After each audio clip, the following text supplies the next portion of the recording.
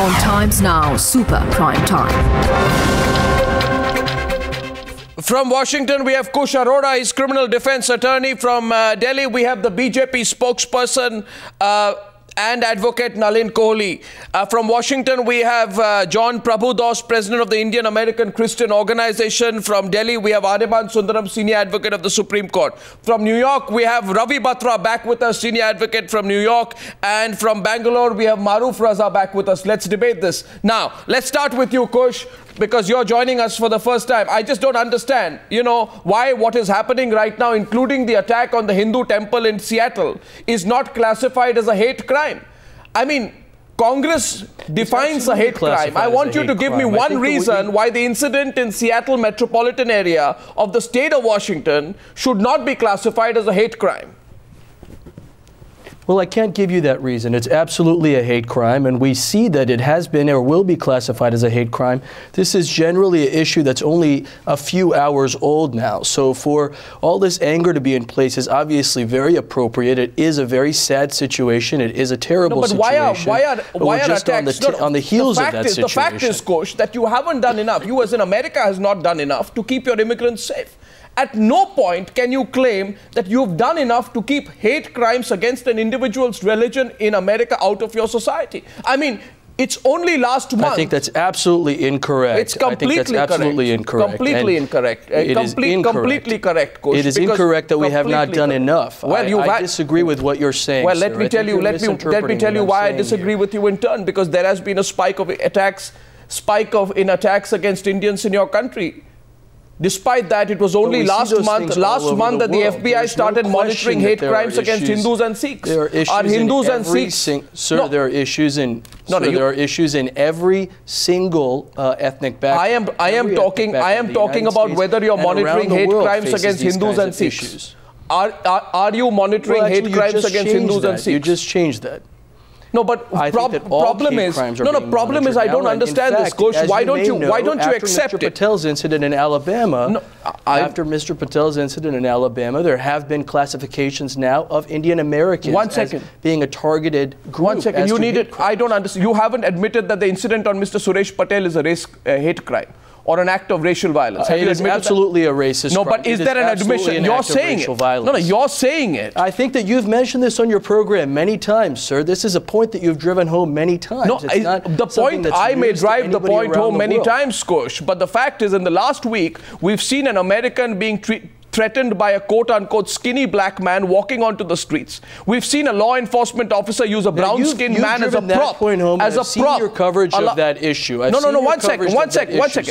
second. If you have anybody, no, sir, listen to me, sir. If you have an issue with any person in their home contacting the police, as that man did in Alabama that day, he will be asked the same questions. What's the height of the person? What's the approximate age of the person? I find this the most absurd thing you could have said. You classified that individual I just don't understand this logic. Racist. You classified all of these people as racist. The person who was a racist here was the police officer. The person who was a racist here was that individual officer who made the decision to be a part of a hate crime in this situation. This is not something that you can blame on the entire country. I think, Kush, you have not understood what I'm saying. What I'm saying to you, and I really fail to understand why you don't get the point. Let me explain it to you. No, 1 second. 1 second, Kush. When crime happens, crime does not happen everywhere. 1 second, Kush. Just hear the counter argument here, because we are all in India very concerned about not just the fact that there is racial violence in America today, but the fact that it is going unattended, and there seems to be a growing. Allow me to complete, Kush. I allowed you to complete, so allow me to complete. As far as I remember, on the 5th of August 2012, there had been an incident where a 40-year-old man called Michael Page, I hope you remember this incident, shot 6 people, wounded 4 others. Allow me to complete. It happened at a Sikh temple in Oak Creek, Wisconsin. That should have been the day when the FBI should have started monitoring hate crimes against Hindus and Sikhs and sensitizing your law enforcement officials. Who from the FBI have you spoken to about that monitoring? Who from the FBI is your source, sir? Well, how do you know that that's not being done? Well, I think you don't know the facts. The FBI started monitoring hate crimes against Hindus I know the Sikhs facts. only It last seems month. like you're disconnected from the facts, sir. Well, Mr. Kush, you're not aware of it. You're not aware of it. Mr. Arora, the phone lines of a temple, the phone lines of a temple in Georgia were cut off. There was graffiti with hate messages put on it. You know what happened in Virginia, where there were 17 separate incidents of anti-Hindu vandalism. You know what happened in August 2014. Allow me to complete, Kush. There's no a murti of Shiva at the Vishwa Bhavan Hindu Mandir in Georgia state was desecrated with black paint. Right? And before you jump the gun and call these isolated instances, because I know the standard argument, I know the standard argument with the U.S. government, I know the not fair. Sir, one second. There are 3,135 incidents of hate crime based on race in 2010. You know the fact. My question is, how long? That's absolutely true. That's absolutely true. No, it is true. It is true. Then what are you talking about? Why are you in this not true mode? No, what I'm saying everything is that I say to you, if it doesn't fit your argument, is in the not true mode. I'm opening this up to debate because Kush Arora. No, I'm giving you an opportunity, but Kush Arora, Mr. Arora. Now the fact is, yes, sir, that the American president came to sermonize India, but India's intolerance in his own backyard, a temple has been defaced with the words "Get out." Is this tolerance? What is who is Barack Obama to preach to India? Barack Obama comes to India to preach to India. It will succeed so long as it is not splintered on religious lines. When in the state of Washington today, we have a temple. We have a temple with the words "Get out," and in a school scarred with the words "Muslims get out." That is splintering. A representation that the U.S. president is somehow responsible for defacing of a temple. Mr. Arora, it is about acceptance. Is not fair. It is about acceptance. I think he's the one who runs the country. Who else runs your country? From the United States anyway, we'll open this up, Mr. Arora. But the fact is, around the world, the fact is, there is only one fundamental question that people like you need to accept. Now you're just going on and on. You're not listening to the question. My question is very simple. I'm going on and on because that's the forum that you set up. And I think that you make a decision to misinform the Indian public about these facts. Mr. Arora, see, sitting there in Washington, I don't think you have a sense of how strongly unfortunately ever challenges you to the points that you make. Now, Mr. Arora, the fact is this. Hear me for a while. I'm happy to hear from other members of the panel, sir. It'll be nice if you hear others as well and give others an opportunity. But Mr. Arora, I think that you should do the same, sir. The fundamental issue is this, and I think I can understand why you are skewed in your approach. There are a lot of people of Indian origin in America who feel the need to somehow deny that there is racism. There are a lot of people who made America their home, whose families may be from India, who may feel today we need to underplay what has happened. My question, my problem, Mr. Arora, hear me please, and if I say something that is uncomfortable to you, these people should be prosecuted to the fullest degree. Mr. Arora, don't teach me. Anybody who's listening with their ears open would know that I'm not disagreeing with you about many of your points. Mr. Arora, you know, the problem is America doesn't like to be told what's wrong in America. And the simple point I'm making, I'm opening this up to the panel right now. I'm opening this up to the panel. My question is, why is there a reluctance to term the hate spewed on walls of religious places and schools as an incident of racism? I understand your point. Now, Mr. Arora, that question is also directed at other members of your panel. But I think that it's wrong for you to say that there is that kind of a reluctance. Mr. Arora, now you know you made yourself there unwilling. There is nobody here that would not condemn these matters as hate crimes. I don't care about condemnation. Arnab. One second. First of all, let me make one second, Ravi, before you come in. I think you do. Ravi, before you come in. No, I don't care about it, Mr. what you're seeking. No, Mr. Arora, you haven't even understood the point. You're seeking condemnation here. No, you haven't understood the point. I have understood the point. No, you haven't understood the point at all. I can explain it to you if you care to listen. As your point has been challenged here. I want you to sitting there in Washington to say that it needs to be formally declared to be an act of racism. Sure. It has been formally declared to be an act of racism. It has not been formally declared as an act of racism. It has not, Mr. Arora, you are not aware of the facts. Message of peace. Mr. Arora, you are not aware of the facts. You're going on. Now I'm going to open this up to others. You see, let's go to Aryama Sundaram first. Mr. Arora, just back off a bit, please. The question is, let's listen to the other point of view, Mr. Arora, okay?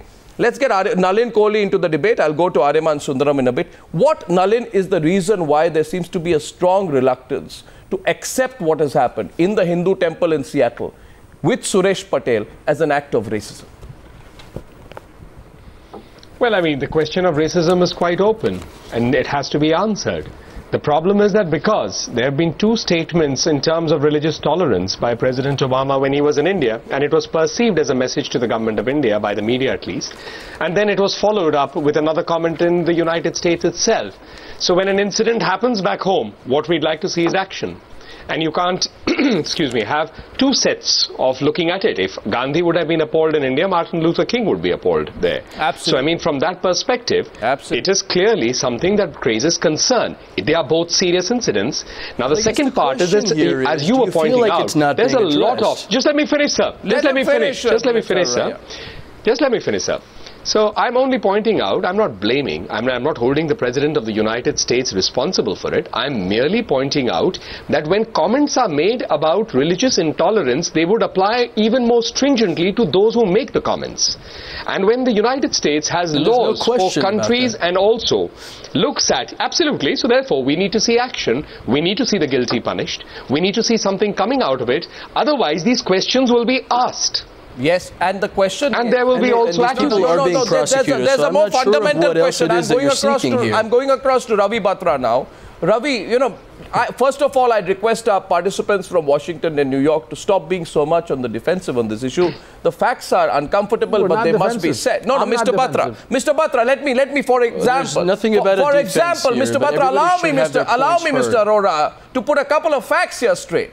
The fact is that what we now realize, Mr. Batra, you were talking about how you admit it's a terrible incident, but what makes it not terrible but abominable, and I think it's a case of abominable racism, is that there is a law enforcement official in your country who uses a brown-skinned man as a prop for displaying a stunt in front of his other officer, and the bystanding officer almost as if he was an audience to a show.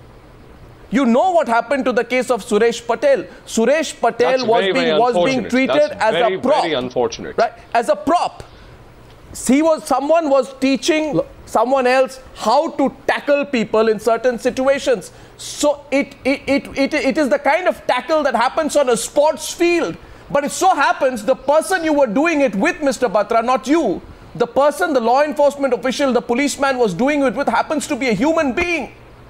And he happens to be an Indian citizen. You're using him as a prop for displaying some kind of police stunt. I don't understand why this is not admitted as racism. Why not, sir, Mr. Batra? Where is the problem? Arnab. Yes, where is the problem? Obviously, Arnab, well, there is a problem, and the problem is that Madison Police Department it has a policy and practice of violating federal civil rights of its citizens that it's sworn to serve and protect. But to select only Eric Parker as the fall guy is to take advantage of the nearly incompetent lawsuit that's been filed on behalf of Suresh Bhai Patel. I am embarrassed with the lawsuit that's been filed. It doesn't do justice, and it cannot get justice, because just like a recipe, if you want a recipe for chicken curry, don't expect lamb curry to come out of the pot. I want acceptance. Okay? I want acceptance. I want acceptance. What do I want? Now let me put senior Supreme Court Advocate Aryama Sundaram versus you, Mr. That's Batra. What you want. I know that you're a good lawyer, but let's get another perspective from New Delhi. My point is acceptance. Somebody uses an Indian as a prop to display a police stunt. One second. Condemnable does not work. Second, somebody spray paints. 1 second. Somebody spray paints Get Out on one of the largest temples in America, and the lawmakers in America, Aryama Sundaram, stay silent about our synagogues. Stay silent about it. Our synagogues get swastikas all the time. Mr. Goswami, let's not forget, Suresh Patel is in a serious condition. One second. It could have been permanent paralysis. No, my point is a man is there in paralysis. A community is being threatened. Aryama Sundaram, yes, please. Yeah. In fact, Arnab, the point is this. We see racism, we see actions of racism, religious intolerance, all this all over the world. But what is really worrying about what happens in the United States of America is that often there is a flavor of officialdom to this racism, because we find that unlike many other countries where such acts of racism and intolerance is practiced by an individual citizen against another citizen, is by an individual against an individual, in the United States we have found too many activities, actions of racism by persons, of officers of the government, yes, of police enforcement officers, of people like this. And that makes me ask the question, we don't find that so much in other countries. In the United States we have found it being done against people because of their color of their skin, because of their religious persuasion. The reason you don't find that all over the world is because the United States is the most culturally diverse place in the world. What worries me are two things. Let me just state it, please. Allow me to finish. There are two things which concern me. Number one, why is it that to a large extent this is done by officials in the United States like policemen and others? Second, what is the reaction, public perceived reaction of the government to this? Do they react to this, noticing that our own officers, the government servants, are doing this kind of thing, and we have to take this even more seriously? This is what really concerns me. Exactly. My concern is about the downplaying of it. And I'd like to place on record, one second. Now, the Snohomish County Sheriff's Department investigates this incident as malicious harassment. Defacing the walls of a Hindu temple, saying get out, is an act of racist violence. I want to simply know why this is being downplayed. A, the acts being carried out by the law enforcement officials, downplayed by the politicians. Absolutely not being downplayed. Yes, what gives you that impression? Yes, Ravi Batra. What gives you that impression? You may have a different impression. This is the impression I have on the basis of the facts that are available to me. Two things. Yes, please, Ravi Batra. Two things. Thank you. One, while these things are horrible and bad and racist, let's not forget that we also had Brian Murphy at Oak Creek take 9 bullets to protect the Gurdwara. Again, that's and no. Second, I must tell you. One second. That's no. Second. No, I want to. I have had senior members of Congress ask me, why is it that churches in India are being attacked? And I'm ashamed of this. India is a land of. India is a land where every religion has exercised its faith in peace. Mr. Batra, I am the oldest synagogue in the world is in India. 1 second. This is first of all, two wrongs never make a right, right? And the second is I agree with you. No, 1 second. You agree with me? Thank you very much. My question to you is it true to the preamble of the American Constitution? I'd like to get Maroof into it, that your law enforcement agencies tried to hush up an Indian citizen being attacked without an iota of suspicion, being used as a prop for a security stunt by floating the narrative that this Indian citizen was looking around garages. No, 1 second. That Indian citizen was by law enforcement agencies. Yes, Aryama Sundaram. Yes, Mr. America is better. America is better because we have the tools to self-correct. That most of these acts of racist violence, many of them, whether it is to people of other countries or to Americans of a different color themselves, is often carried out by the law enforcement agencies themselves. So that means there's a very innate feeling of racism among persons who are employed of and who are government servants. Listen, there's police corruption all over the world. If we can say that there's not police corruption and misactivity in India, then we're really making fools of everybody. There's I don't understand police officers all over the world. This happens to be an age of social media. This happens to be an age where these May I just come in for a minute, please? 1 second. Nalin Kohli is coming into the debate. Nalin Kohli responding to Kush Arora. And rightfully so. No, Nalin Kohli, please. As a counterpoint to you, Kush, please listen. Yeah, Mr. Kohli. I just want to bring in a point that in the United States, higher standards are expected because, A, let's not forget, it's a land that has been made with immigrants. And every immigrant group of any race or any country has really contributed to the reality. Absolutely. Now, therefore, being on a higher standard, when you start comparing it with maybe standards that don't exist elsewhere, you're only dumbing down that debate. That's why the expectation is justice should be meted out, the message should be clear. I don't think we're dumbing down the debate. I think the problem is that one of the issues here is that America is being sanctimonious. And the point that I'm simply making is that if America is advanced, as you just said, there's higher standards that are expected to ask the rest of the world to actually also raised themselves up to those high standards is not a bad thing. And blaming President Obama for coming to Mr. Arora, we can't be putting a standard against another. Goes along with your point. Either the United States as one of the, or the only superpower as some call it, and the fact that it's an advanced democracy, systems are in place, law enforcement is taken seriously, there's a lot of technology that comes. All over the world they help countries manage to catch people.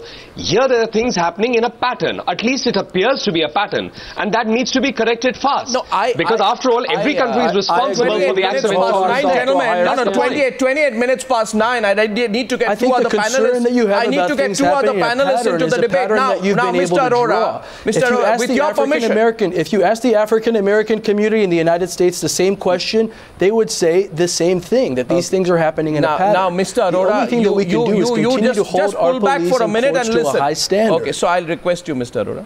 First of all, I think this is a very silly and, if you don't mind my saying so, puerile and childish argument that there are problems elsewhere in the world, so don't talk about America. What I have seen recently about what is that's not at all what I'm saying. Let me spin it like that is unnecessary and unfortunate. Well, I'm telling you, it's unfortunate, but I recognize you have a job to do here, I'm telling you, Mr. Arora, spin this in the direction that would be the best for your show. What is happening in America is unfortunate. Now, please, let me tell you, don't doubt and don't talk about Indian journalism. You know nothing about it. My question is, we have seen a law enforcement officer use an Indian citizen as his prop, right, to show off to his superior. A. B. And I request you, Mr. Arora. No question about that. You're absolutely right. I talk about the facts. I talk about the facts, and I want you to listen for once. Even if it's difficult for you sitting there in Washington to digest it. No, you've repeated those facts a number of times, and I'm very familiar with this sequence of events. I will add a few more facts so you hear. Second, we've seen the Alabama police float the theory that the victim of the racist attack was at fault because he was looking into people's garages, which was later seen to be a lie. C, we've seen the walls of a temple being spray painted with the words "Get Out" on the eve of a big Hindu festival. 4, we've seen the walls of a school in the same area being spray painted with the words "Muslims Get Out." We've seen the walls of the Islamic School of Rhode Island in West Warwick spray painted with cuss words against Islam. In the light of the above, we can conclude, A... What is your question Well, the point is this, Mr. Arora.